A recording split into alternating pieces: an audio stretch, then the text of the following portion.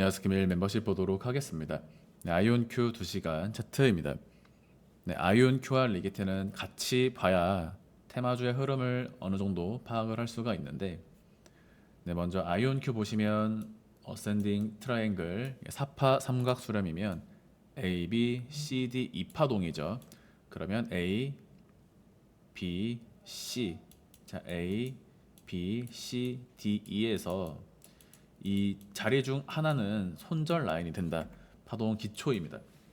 그래서 실제로는 의미 있는 구간 이 자리를 하방 이탈하면서 추가적인 투매가 진행이 된 것이고, 고점 대비 17% 하락이 진행이 되었습니다.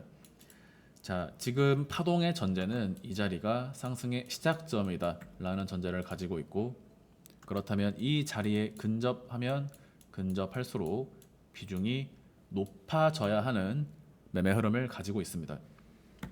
자, 그래서 지금 이 자리부터 세 파동 보시는 형태의 A, B, C 패턴으로 보시면 되는데, 지금 이 구간의 시작점을 알고 있는 것, 전제하는 것이 리게티의 조정 범주를 제한한다라는 점이 이번 영상의 핵심입니다.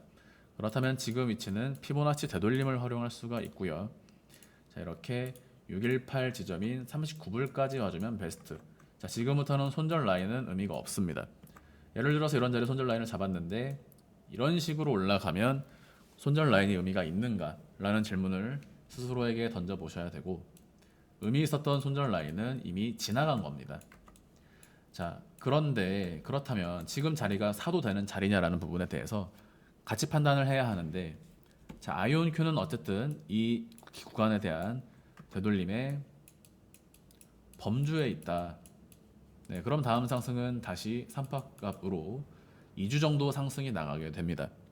고점 돌파까지 열려있는 형태이고요. 이런 조정이 나왔다라고 해서 제가 말씀드렸던 매도 목표가가 바뀌고 이런 것은 아닙니다. 경로가 임펄스로 진행이 되는, 항상 중간중간 조정은 나오게 되어 있습니다. 그 구간이 어느 위치에서 발생하느냐, 그 디테일을 따지면서 대응을 하는 것인데, 지금은 수렴 구간의 하단 위치밖에 존재하지 않았던 구간이고, 자, 관건은 리게티입니다. 사실 리게티 자체만 투박하게 이렇게 놓고 보면 우리는 지금 연장 파동의 패턴을 어느 정도 보고 있었죠. 그래서 중파동과 소파동의 흐름이 섞여 있습니다. 이 부분은 지난 영상들 통해서 설명을 드렸기 때문에 이번 영상에서 생략하겠습니다. 관건은 전체 상승에 대한 되돌림이라면 하락은 끝도 없다. 끝도 없다라는 표현은 좀 추상적이고 비약이지만, 결국에 지금 우리 매매 흐름은 이런 식이죠. 기준점, 다시 기준점. 자, 기준점들을 가지고 그 구간들이 깨지지 않는 선에서 조정이 나왔기 때문에 전부 반등 수익을 먹을 수 있었다. 이런 흐름을 가지고 있는 겁니다. 자, 지금도 마찬가지입니다. 그래서 지금 기준점은 이 자리 하나인데, 실제로 차트를 볼 때는 이 자리는 하락 다이버전스가 중첩으로 오랜 시간 걸리는 자리입니다. 그래서 이 부분이 어떤 사람들에게는 반드시 매도를 보게 만드는 형태가 되고요. 두 번째, 실제로 그렇게 조정으로 이어질 수도 있습니다. 안 간다라는 얘기가 아닙니다. 하지만 정석과 시장이 유도하는 형태를 두 가지를 항상 동시에 생각하면서 매매를 진행하는데, 그렇기 때문에 비트코인과 나스닥 모두 조정에 나오는 위치에서 상승이 나간다라는 것을 미리 예측을 할 수가 있었던 것이죠. 자, 그래서 실제로 지금은 하락 다이버전스가 중첩으로 걸려 있다. 이 다이버전스가 동일한 기간 동안 반복이 되면 쭉 빠질 수가 있습니다.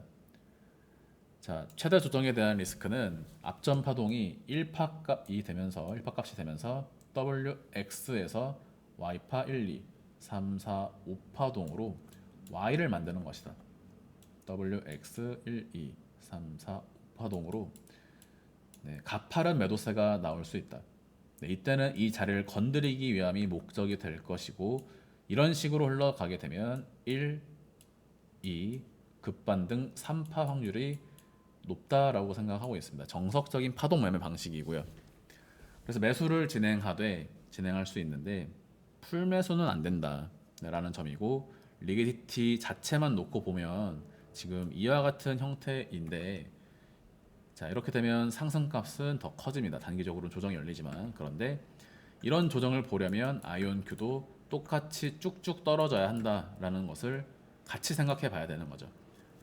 리게티의 최대 조정 카운팅을 따라가려면 아이온큐도 쭉쭉 떨어져야 됩니다. 그런데 이제 이런 질문을 하셔야 되는 거죠. 그러면 리게티가 이런 식으로 6월 중순에서 6월 말까지 만약에 쭉쭉 빠진다면 그러면 아이온큐도 쭉쭉 빠져야 되는데 아이온큐가 이런 식으로 빠질 수 있을까? 라는 생각이 의문이 먼저 들어야 됩니다. 그러니까 예를 들어서 알트코인의 조정폭이 보이지 않는다라고 생각했기 때문에 비트코인의 강한 상승을 봤던 것처럼, 또는 엔비디아의 조정폭이 제한되어 있다, 그렇기 때문에 지수의 상승을 봤던 것처럼, 또는 지수의 상승이 제한되어 있으니까 개별주들의 상승을 봤던 것처럼, 지금 아이온큐도 이 범주에서 적당히 반등하지 않겠나라는 전제를 가지고 있다라고 한다면 리게티도 이 정도 선에서 그냥 이 구간을 깨지 않고 1, A, B, C 범주에서 다시 반전할 수 있지 않을까라는 전제가 발생한다. 이 부분이 항상 어떤 종목이든지 간에 이런 식으로 모든 경우의 수를 상정하면서 들어가는 겁니다. 제가 종목을 여러 개를 다루니까 매번 이렇게 말씀을 드리지 못하지만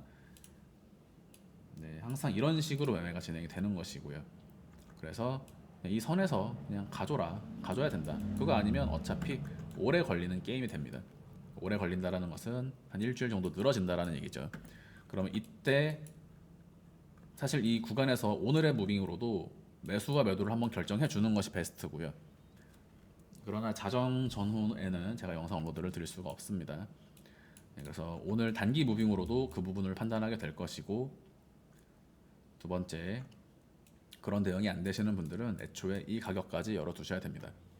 자, 그래서 지금 구간에서 핵심은 아이온큐가 세파동 범주에서 반전하는 형태로 나가주면 시장은 또 깔끔한 형태다.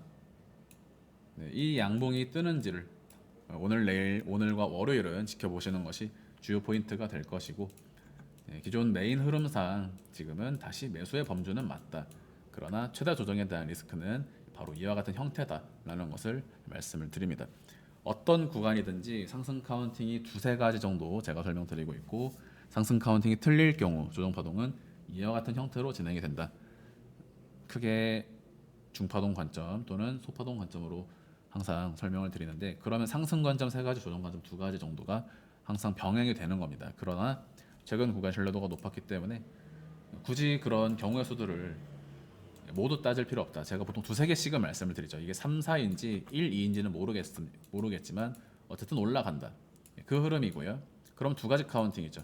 최근 SOXL과 테슬라 통해서 세 가지 상승 카운팅 말씀을 드렸고, 깨지게 될 경우 이런 부분들 자동으로 파동 공부하시면 그냥 내비게이션처럼 떠오르는 겁니다.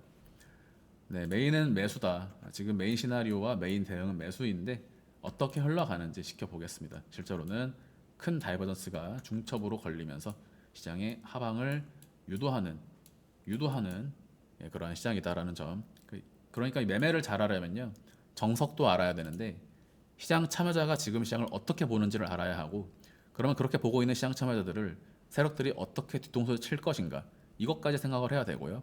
그래서 결국에는 이쪽으로 갈 확률이 높다라는 것을 결론을 내야 되는 겁니다. 금일 영상 마무리하도록 하겠습니다. 감사합니다.